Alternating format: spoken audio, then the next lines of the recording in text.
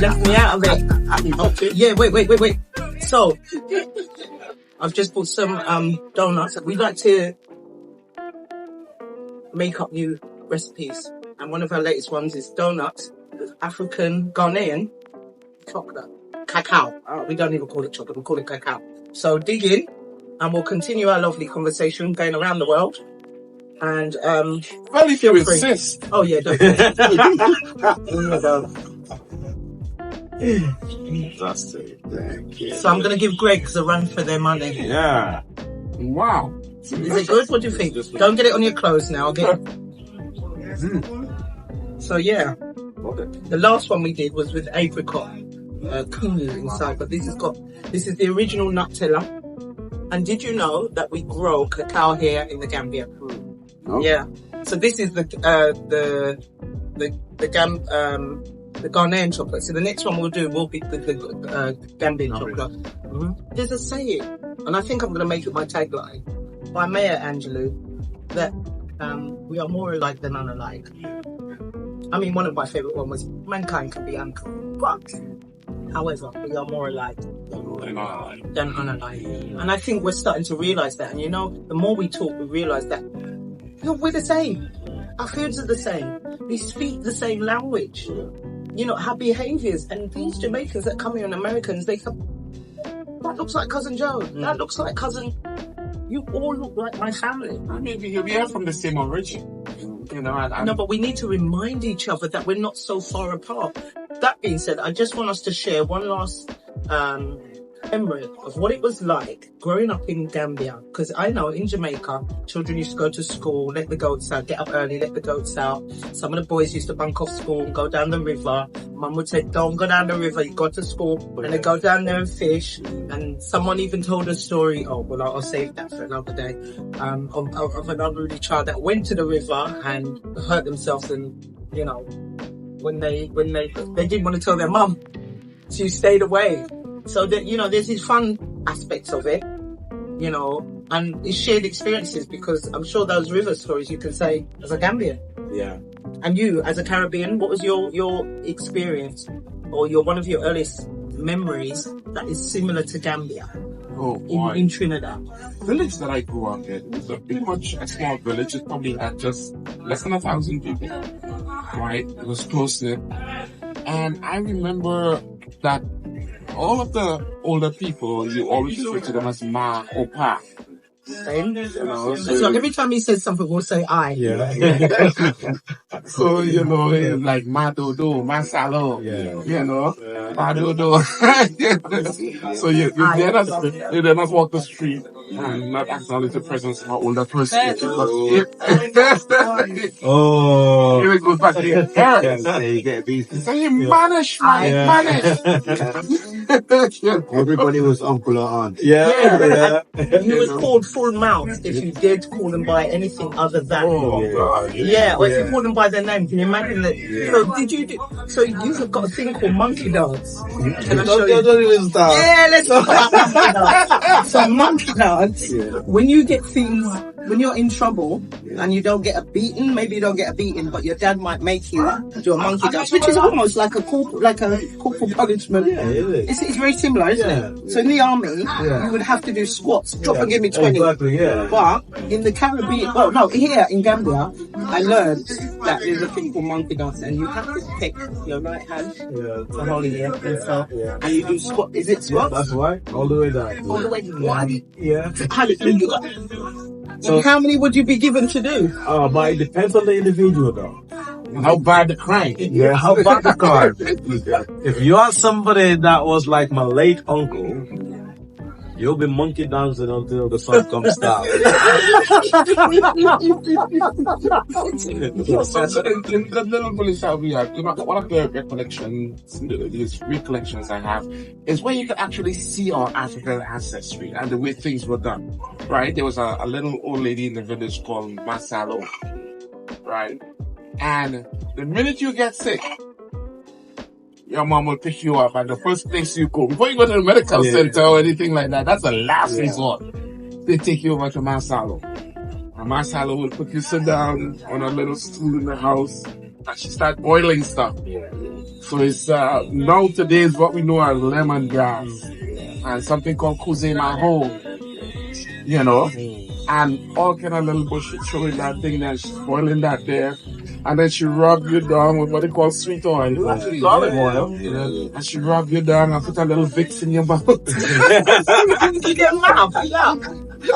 And then she gave me that little concoction to drink. Yeah. And within a few days, you puking up all kind of mucus and stuff. It cleans you out, you know.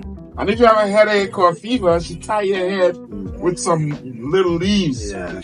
And you keep that on there, you sleep with that all night. Next day you get up, you're fine, no headache. What leaves were those then? Can you remember? I never know the name. Like, if I see it now back in the old country, I can say, yes, that is it. So that's the good thing. So if you actually see, if we go up country, then you might be able to Ah, find out. Was it similar to the one that I showed you? Yeah, but only this one was colorful. But Very colorful. I'll use Google search. Go back to like the 60s, 70s. You're growing up and you see all of these things. The village was so nice and cute and neat, and everybody respected Marcelo. And she walked the street, everybody's like, Marcelo, Marcelo, you know. And these are some of the experiences that we've come out of. And I think it survived the slave trade, it survived the transatlantic ocean, it survived slavery, good, and it remained in our village. I see it here so much in the Gambia. Do you think you've passed any of that on to your children or any of those teachings? My kids are unfortunately so American. No, that's fair enough. We're all guilty of that. Can I ask, maybe I'll share one. An earliest memory of in America, because I have been there too. But my grandmother lives up in Blue Mountains. When I used to get sent up there when it was election because it get too fiery in the town. So don't play, man. and the elections back then were really, our house was on fire. Yeah. So I would get sent to the village, my grandmother's village, up in the mountains. Where we go, all kids. It's a fabulous place, but I hated it because it was too quiet and the TV turned off early and she'd play her little old records and this kind of thing. I mean, I look back fondly now. And she had a river at the bottom of her road. And the road is kind of hidden. She was at the top, at a point on the hill. And I remember seeing, this river where certain points in the river, you would wash clothes. So you wash your car at one point, but before you wash your car, you get your cleaner water, so you'll be washing the clothes upstream. And the kids will be bathing further upstream. And that's where you go when you finish your housework. When I finished polishing the veranda and all of that, I would go down to the river. And I was always making excuses to get down to the river. But for the guys, it would be different for fishing reasons, or bathing or whatever. So that was the hangout spot. And I'd go down and I'd see these young children carrying big basins of water on their head. Now the women here are just fabulous and carrying things on their head. They don't carry weight. They can put a suitcase on their head and walk and talk and left and right. So I was in awe of this from a very young age, and I thought, well, I want to do that. Well, I wasn't practicing like that because I only lived with my grandmother for a limited time. And I tried just a little bit of water. And by the time I got halfway up the hill, all the water touched me. So I didn't get to put the foot in. I thought I was being helpful, but it didn't work. So that was one of my earliest. How about you, sir? I got brought up by my grandma. So my mum actually took me to my grandmother very, very young age. At the time my father lived there. And that's one thing you can understand about Gambian life. People don't leave home early. So at the time my dad was there, my uncles were all in the house. So all in one compound? All in one compound. About how many people? So I mean, my nan had 5 boys. One passed away, very young, and he passed away overseas. So there's 4 of them. And then my dad's younger brother, right before of my dad, and he left compound and left going out. So, but your brothers had the wives there. So before my grandma's youngest had his wife in there, and they were all born in the same, they all. So so that was it. So like, can I ask, was that Banjo? No, here, sorry, yeah, sorry from that. So And this is why when you talked about, say, you go over to, do something here, so you come back, you got beaten. On top of- We on top of it, we will come over today because the Atlantic Ocean is a very dangerous. I've lost quite a lot of friends. Yes, it's very rough. Yeah, very, because very there's rough. no cold. Yeah, so, but woe betide to you, come home with sand in your Evidence. yeah, that's evidence. Salt mark, Salt mark, yeah. Salt mark, Like you've been swimming. And then like, no. That's how I ended up getting a beat. Yeah, I wasn't even swimming. All I was doing was I went into the water and I was going like this. That was all. Pretending to Yeah, swim. pretending to swim. Yeah. And because it splashed up all over my head now, by the time I got home, the evidence was all right all the way around. Yeah. When my mum asked me, have you been in this? No. No. I got a beat. And we thought they were the greatest detectives out there. Yes, you know, And they just, oh my gosh. I tell that, you, that happened to me with the river, called Robinson River. yeah. You do not go in Robinson River, but you could keep us kids out of that river. That river was the funnest thing, man. Yes. And you go there and you come back home and you're like, no, we didn't go. No, But yeah. all your skin is white. You gotta watch off every oil from your skin. So they know, your parents know that. Look at that river. You lost one day. You lost 3 people. As a In the being sea. young in the sea. Yeah. You You don't realize your life is in danger. So I can Yeah. imagine that response. Yeah. Because people, can I just say, the Atlantic Ocean here, it can be quite rough. I was once standing in it, having a chat, thinking, because we go down to the sea, we have walks, we're even going for one later on. So, and you've got it up to your ankles or up to your shins. But if you go in any further, like up to your knees, you could be there and you'll get a riptide. It'll grab your feet and knock you down. And before you think you can get up, it's pulled you out. Yeah. Jamaica is made up of lots of coves. It's a bit harsh. It's a juki. No, it's not like in Gambia.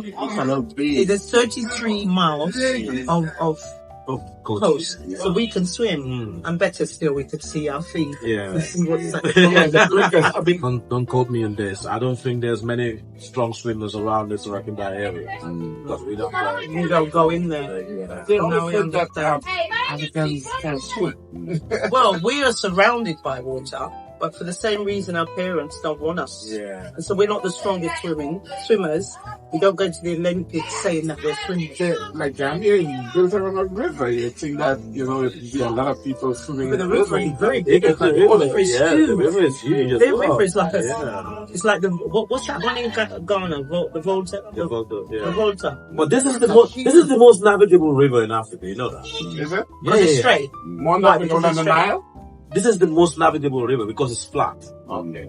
And this is why the Brits used it to go to the Inland. Oh, for That's why transport. for me as a Creole, that's one thing that I used to talk about the Creoles. They were never allowed out. Yeah. Very, very strict. You're not allowed to mix. So the other boys out the street, we call it horse house. Yeah. Picking means child. So house. Oh, picking as in Yeah. picking it. Yeah, See? yeah, You exactly, say yeah. picking. Wow. You say Yeah. So instead of saying house, you get all. Horse. Yeah. Oh. So horse picking. So you got Horse picking. Horse picking. So when you have the opportunity to go out, you will do whatever. When you get out, even you get email. You want to kind of like when they have the children to go out, they will do. So yeah. No, serious.